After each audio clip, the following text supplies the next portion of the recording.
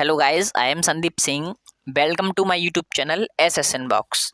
Guys, जैसा कि बहुत सारे स्टूडेंट्स जो है कंफ्यूज हैं, और जैसा कि बहुत से लोगों ने ग्रेजुएशन कर ली है, जैसे कि बीए, बीएससी, बीकॉम, और अब स्टूडेंट आगे कंफ्यूज हैं कि अब वो आगे क्या करें।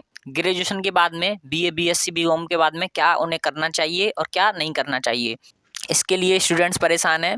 तो गाइस देखिए, मैं आपको बता दूं, जिन लोगों ने बीए, बीएससी, बीकॉम कर ली है उनके लिए वो अब, जैसे कि किसी स्टूडेंट्स ने ग्रेजुएशन में मान लीजिए बीएससी की है तो वो आगे अब एमएससी कर सकता है, बीए की है तो एमए कर सकता है, बीकॉम की है तो एमकॉम कर सकता है, यानी कि वो ग्रेजुएशन के बाद में पीजी भी कर सकता है।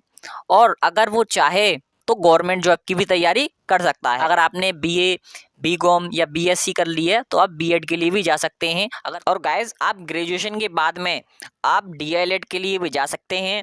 डीएलएड अगर आप करेंगे तो आप प्राइमरी टीचर बन सकते हैं। ये भी आपके लिए एक बेस्ट ऑप्शन हो सकता है। आप ग्रेजुएशन के बाद में डीएलएड भी कर सकते हैं। गाइस, आपको क्या बेनिफिट्स आपको मिलेंगे अगर आप बीएड में एडमिशन लेते हैं, या फिर अगर आप पीजी में एमए, एमएससी, एमकॉम में लेते हैं तो उसके क्या बेनिफिट्स रहेंगे, या फिर आपको इनमें किसी कोर्स में एडमिशन नहीं लेना है तो आपको अब क्या करना होगा। तो गाइस देखिए, सबसे पहले मैं आपको बता दूं कि अगर आप बीएससी, बीए और बीकॉम के बाद में अगर आप कुछ नहीं करना चाहते हैं तो आप गवर्नमेंट जॉब के लिए अप्लाई कर सकते हैं। गवर्नमेंट जॉब की आप अब आगे के लिए तैयारी कर सकते हैं। और मान लीजिए किसी स्टूडेंट को आगे के लिए पढ़ाई करनी है तो वो बीएड कर सकते हैं।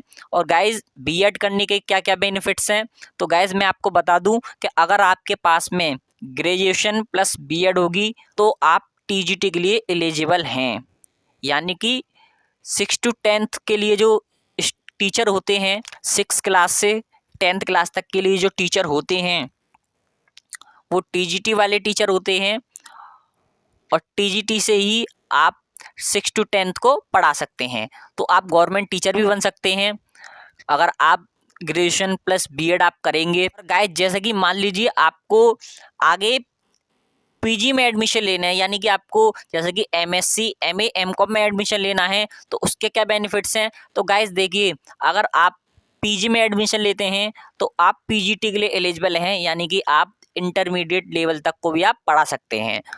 तो गाइस देखिए, जैसा कि मैं आपको बता दूं कि पीजी करने के बेनिफिट्स, तो गाइस देखिए, अभी तक जैसा कि अगर आप पीजीटी में अगर आप फॉर्म अप्लाई करना चाहते हैं, अगर पीजीटी का एग्ज़ाम देना चाहते हैं तो गाइज यूपी पीजीटी के लिए आपको बीएड की आवश्यकता नहीं है। आप पीजीटी के लिए अगर आपके पास में ओनली पीजी होगा, यानी कि एमए, एमएससी, एमकॉम अगर इनमें से है तो आप पीजीटी के लिए अप्लाई कर सकते हैं, आप एलिजिबल हैं यूपी पीजीटी के लिए। लेकिन अगर आप टीजीटी के लिए फॉर्म भरना चाहते हैं तो उसके लिए आपको ग्रेजुएशन और बीएड होना आवश्यक है। और गाइस, जैसे कि मैंने अभी आपको बताया था कि यूपी पीजीटी के लिए बीएड नहीं है। अगर आपके पास बीएड नहीं है, अगर आपके पास में पीजी कोर्स है, अगर आपने पीजी किया हुआ है तो आप यूपी पीजीटी के लिए एलिजिबल हैं। ये सिर्फ यूपी पीजीटी के लिए ही है। बाकी अगर आप पीजीटी का एग्ज़ाम और कहीं देंगे तो उसके लिए आपको बीएड भी चाहिए होगा। तो गाइस, यही थी आज की वीडियो। अगर किसी स्टूडेंट ने अगर ग्रेजुएशन किया है तो वो बीएड, डीएलएड या फिर पीजी के लिए अप्लाई कर सकते हैं, या फिर जिन स्टूडेंट्स ने ग्रेजुएशन कर रखी है वो अब गवर्नमेंट जॉब की तैयारी भी कर सकते हैं।